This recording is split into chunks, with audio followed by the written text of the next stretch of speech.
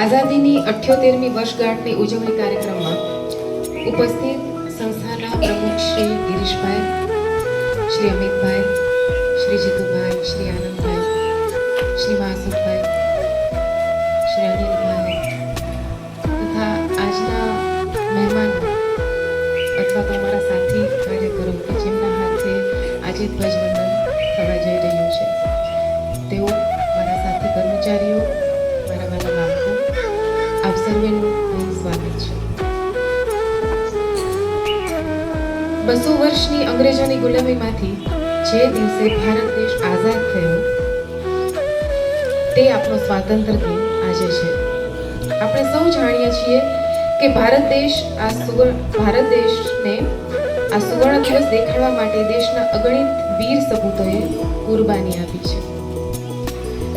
કોઈ કવિએ કહ્યું છે કે यूं ही नहीं मिली आज़ादी है दाम चुकाए वीरों ने, कुछ हंसकर चढ़े हैं फांसी पर, कुछ ने जख्म सहे शमशीरों के, यूं ही नहीं मिली आज़ादी है दाम चुकाए वीरों ने.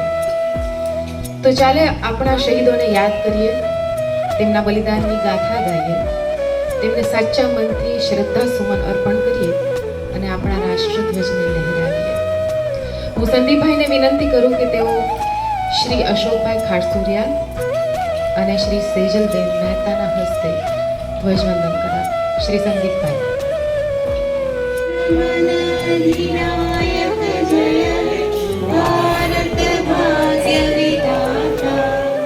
पंजाब सिंध गुजरात मराठा द्राविड उत्कल बंगा, विंध्य हिमाचल यमुना गंगा, उच्चल जलधि तरंगा, तव शुभ नामे जागे, तव शुभ आशीष मागे, गाहे तव जय जनगण मंगलदायक जय हे भारत भाग्य विधाता. મારા સેજલબેન વિશે કહું કે શ્રમમન બાળકોના ભાષા વિકાસની પ્રક્રિયામાં સદાય અગ્રેસર હોય છે.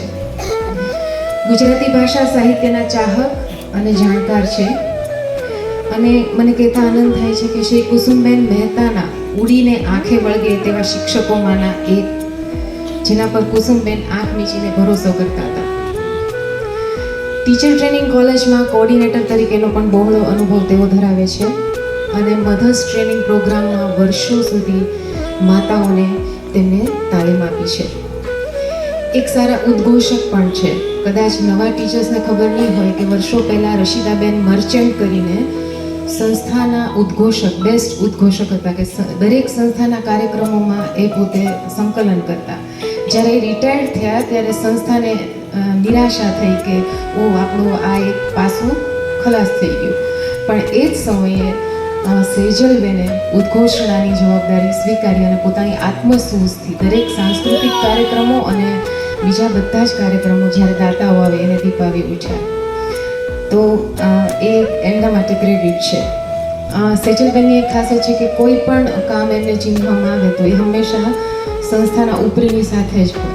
ત્યાં સુધી કે રિટાયરમેન્ટને 1 વર્ષ બાકી હતું, તેઓ 57 વર્ષના થયા ત્યારે એમને નર્સરીનો એકદમ 4 થી 5 વર્ષના ભૂલકાઓનો ક્લાસ આપવામાં આવ્યો કે જ્યાં મેન્ટલી અને ફિઝિકલી અટેન્શન આપવું પડે બાળકોને, તમારે એકદમ લાઈવ રહેવું પડે એવા છોકરાઓની સાથે પણ એને કામ કરવાની હા પાડી અને એટલી પણ તૈયારી બતાવી કે જો આ ક્લાસ મને સળંગ આપવામાં આવશે તો હું રિટાયર થઈશ પછીના 6 મહિના હું આ ટર્મ પૂરી કરી દઈશ ને આ બાળકો સાથે કામ કરીશ, જે એમના માટે બહુ ક્રેડિટ છે.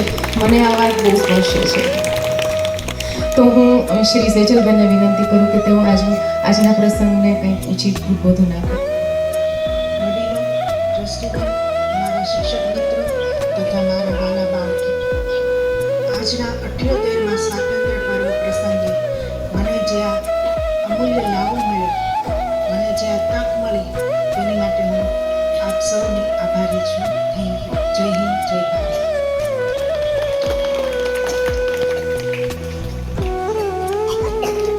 આભાર સેજલબેન. હવે અમારા અશોકભાઈ, એમને જરાય નહીં ગમે હું એમના વિશે કાંઈ પણ કહીશ, પણ મારે આ જગ્યાએ ઊભા રહીને એમના માટે કાંઈ ન બોલવી મારા માટે બરાબર નથી.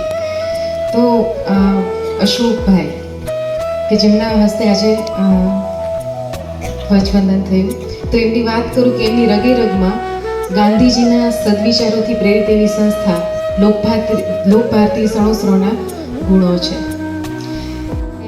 હંમેશા સદાય એને માટે મદદ કરે એવા, અને તેમનામાં શિક્ષણની સૂઝ એવી કે નબળામાં નબળા બાળકો હોય એને ભાષાના અમુક સ્તર સુધી તો એ પહોંચાડી જ દે, કે એ સામાન્ય વ્યવહાર કરી શકે એટલું બાળકની ભાષાની સૂઝ તો એ સમહાવ એ બાળકમાં આપી દે. એ એની એક ઇન્ટરનલ સૂઝ છે. ખબર નથી કઈ પદ્ધતિ છે કે ખબર નહીં, એ અજ્ઞાત છે. શીખો તો શીખવા મળી જાય, પણ બાળકોને એ ભાષા સુધી પહોંચાડી દે એટલે પહોંચાડી દે.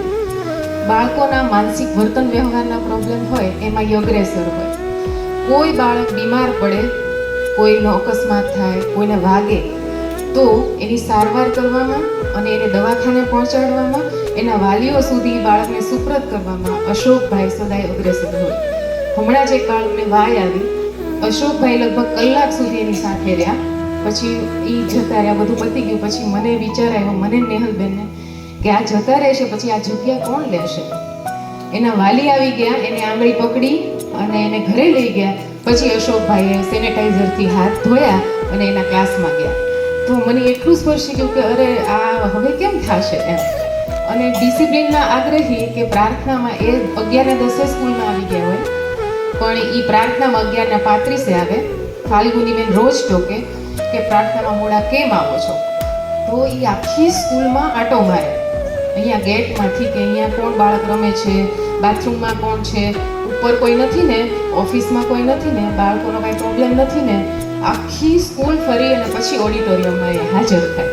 તો એ જે એનો સદગુણ છે, એટલે ડિસિપ્લિન આપોઆપ જ આવે. એને ખબર પડી જાય કે મારા શિક્ષક આખી સ્કૂલમાં ફરી રહ્યા છે. તો આ બધું જે છે એ અમે, એમનું કોઈએ મને નથી કીધું, પણ અમે બધા જ આના સાક્ષી છીએ અને સતત અમે જોતા રહેતા હોઈએ છીએ. તો એવા અશોકભાઈને વિનંતી કરું કે તેઓ, હા, અને ખાસ વાત કે સંસ્થા પરિવારમાં ક્યારેય કોઈના સદસ્યનું મૃત્યુ થાય તો એ સદાય એમની સાથે હોય અને એને હૂંફ આપે. એ એનો જે સદગુણ છે એ ખરેખર બહુ સરસ છે. તો હું અશોકભાઈને વિનંતી કરું કે આ પ્રસંગને અનુરૂપ કંઈક કહે.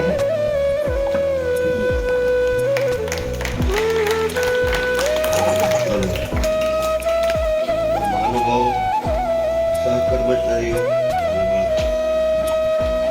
આજે 35 વર્ષથી એમાં તો હશે જ કે જે વર્ષના 2 રાષ્ટ્રીય તહેવાર ઉજવ્યો, અને કોણ જાણે ખૂબ ગમે. સૌથી મને વધુમાં વધુ આપણી સંસ્થાનો સારામાં સારો કાર્યક્રમ ગમતો હોય તો આજનો દિવસ અને 26 જાન્યુઆરી. એ દિવસે અચૂક મારાથી બને એટલું કંઈક જ્યાં હું જે જગ્યાએ ઉભો ત્યાં કરવા પૂછું. બીજું, આજે આપણે 77 વર્ષ પૂરા કરી જ્યારે સ્વતંત્રના 78માં આપણે સ્વાતંત્ર્ય દિન ઉજવીએ છીએ. હવે આપણે આપણા બલિદાન દેનારા દરેક સ્વાતંત્ર્ય સેનાનીને યાદ કરું છું, પણ હવે એ આપણે ઇતિહાસમાં ભણીએ છીએ, ખૂબ સાંભળવા મળ્યું, પણ ખરેખર આપણા માથે એનું એક ઋણ છે કે એ લોકોએ જે આપણને અપાયું છે એને આપણે સારી રીતે ભોગવી શકીએ છીએ ખરા? નથી ભોગવી શકતા એનું શું કારણ છે? હવે એ એમનું કામ કરીને ગયા છે, બોર્ડર ઉપર સૈનિકો આપણું રક્ષણ કરી આપણને અહીંયા સ્વતંત્ર કરે છે, પણ અંદર આપણી સ્વતંત્રતા ક્યાં છે અને એ દૂર કરવા કોશિશ કરી અને એની નેસ્ત નાબૂદ કરી આપણો દરેક સમાજ, જાતિ, ધર્મ, આ દરેક લોકો ખૂબ સુખ પ્રાપ્ત કર્યું. સૌથી પહેલું શિક્ષણથી બાળકમાં વિનય, વિવેક, શિષ્ટાચાર આવે. એ જ શિક્ષણ દ્વારા આ જીવન કમાણી કરી અને પોતાની રોજી કમાઈ શકે. તો દરેક વ્યક્તિને એ પ્રાપ્ત થાય અને એના માટે દેશના દરેક આગેવાનો આવું વિચારે તો ઉત્તમ હતું. પછી આવે સ્વાસ્થ્ય. જો માણસ સ્વસ્થ નહીં હોય તો આ કોઈ પણ સ્વતંત્રતા કે એનાથી મળતું કોઈ સુખની કોઈ વેલ્યુ નથી. તો દરેક સ્વસ્થ રહે અને એના માટે દેશ કંઈક ને કંઈક વિચારતો રહે એ વિચારીએ, એ પણ આપણા માટે જરૂરી છે.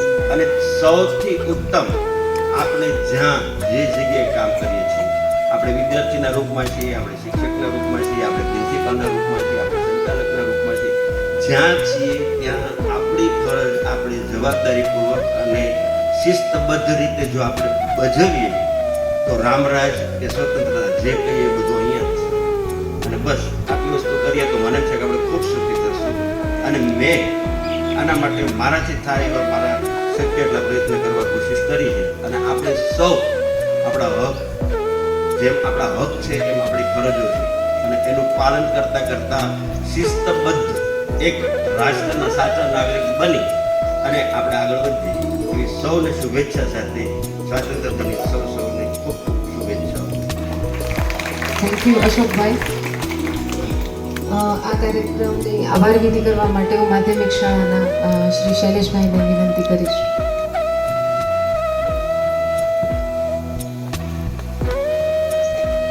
આ 78માં સ્વાતંત્ર્ય પર્વમાં પધારેલ આ સંસ્થાના આદરણીય પ્રમુખ આદરણીય શ્રી ગિરીશભાઈ, આદરણીય શ્રી જીતુભાઈ શાહ, આદરણીય શ્રી અમિતભાઈ શાહ, આદરણીય શ્રી આનંદભાઈ, આદરણીય શ્રી રાજુભાઈ હકાણી, આદરણીય શ્રી